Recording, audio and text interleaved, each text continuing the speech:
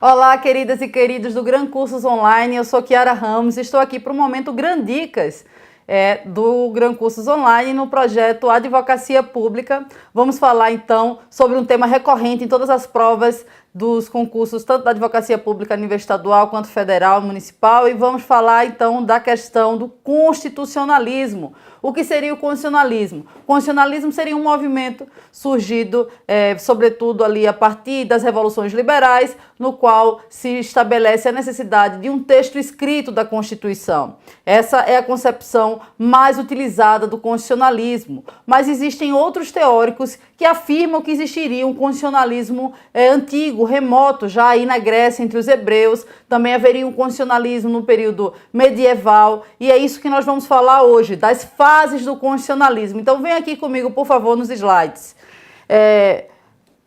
Segundo a maioria das bancas dos concursos, sobretudo as que preparam os certames para a advocacia pública, falamos em um constitucionalismo antigo, sempre se faz referência. Esse constitucionalismo sempre se dá como exemplo o constitucionalismo dos hebreus e dos gregos. Não seria uma constituição no sentido formal, eles não teriam um texto escrito e codificado, já que esse é um movimento moderno. A Constituição ela existiria apenas em sentido material, em sentido amplo, ou seja, haveria uma forma de estabelecimento de regras que se determinaria como o poder se exerce, de que forma ele se transfere, quem é o titular do poder, como as instituições regem e realizam as suas atividades para a vida social. Essa Constituição ela seria uma limitação também do poder estatal, do poder público, o Estado aí também em sentido amplo. Nesse contexto, o constitucionalismo antigo ele existiria porque haveria uma limitação do poder. Lembrem-se, sempre que eu falo de constitucionalismo, eu falo de limitação do poder. Então, no constitucionalismo antigo, entre os hebreus, nós tínhamos o Conselho dos Anciãos, por exemplo, que limitava o poder do rei. Entre os gregos, nós tínhamos instituições como o Senado e outras instituições que são embriões da democracia moderna, que também trariam uma garantia de direitos e uma limitação do poder. No que se refere à segunda fase do constitucionalismo, temos o constitucionalismo clássico ou liberal. Olha, vem aqui comigo para uma dica importante. Entre o chamado constitucionalismo antigo e o constitucionalismo clássico, nós temos o chamado hiato constitucional. Esse hiato constitucional é justamente aquele período da Idade Média no qual, teoricamente, não haveria nenhuma limitação legal de regras jurídicas para o exercício do poder do rei ou mesmo dos senhores feudais. Nesse período, portanto, não teríamos garantias de direitos, não teríamos limitação do poder, não haveria, portanto, um constitucionalismo, chamamos por esse período de hiato constitucional, aí na nomenclatura de Paulo Bonavides.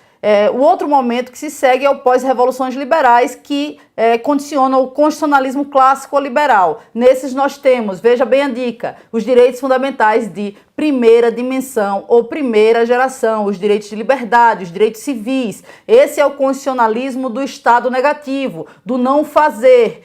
Posteriormente, nós temos o constitucionalismo moderno. Esse já surge justamente do conflito de interesses entre uma nova classe social, que é o proletariado, e a burguesia. E em razão desses conflitos sociais surge uma necessidade de um Estado que não seja apenas um Estado negativo, mas um Estado protecionista, provedor, um Estado social, um Estado do bem-estar social. Sobretudo após as revoluções socialistas, a russa e principalmente depois a Constituição do México e a Constituição da União das Repúblicas Socialistas Soviéticas, surge como resposta a esse movimento a ideia de um neoliberalismo, e com o neoliberalismo nós teríamos um Estado preocupado com o bem-estar do seu cidadão. Surge, portanto, vem aqui na tela comigo, por favor, o constitucionalismo moderno, ali pós-Segunda Guerra Mundial, mas pós-revoluções proletariadas, em face justamente do esgotamento do Estado liberal, que não é mais capaz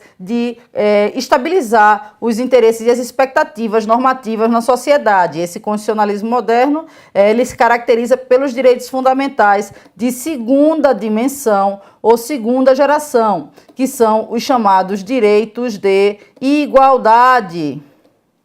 E, por fim, nós teríamos o constitucionalismo contemporâneo, o constitucionalismo atual, que além de garantir a proteção, né, dos direitos individuais, civis e políticos, de prover os direitos de igualdade, que são os direitos sociais, culturais e econômicos, ele também se preocupa com a terceira dimensão e, para alguns, quarta e quinta dimensão dos direitos fundamentais, que são os direitos de fraternidade, como a proteção ao meio ambiente, a proteção ao patrimônio histórico, e também há uma reaproximação entre direito e valor, entre direito e justiça, sobretudo pós Segunda Guerra Mundial e pós aquele holocausto. Vem aqui comigo, por favor, que aconteceu e que fez com que houvesse esse movimento do constitucionalismo de abertura para os valores, de reforço da interpretação através dos tribunais. Essas são, portanto, as fases principais do constitucionalismo. Essas fases, elas são recorrentes em todos os concursos. Essa ligação entre a dimensão do direito fundamental e uma determinada fase do constitucionalismo,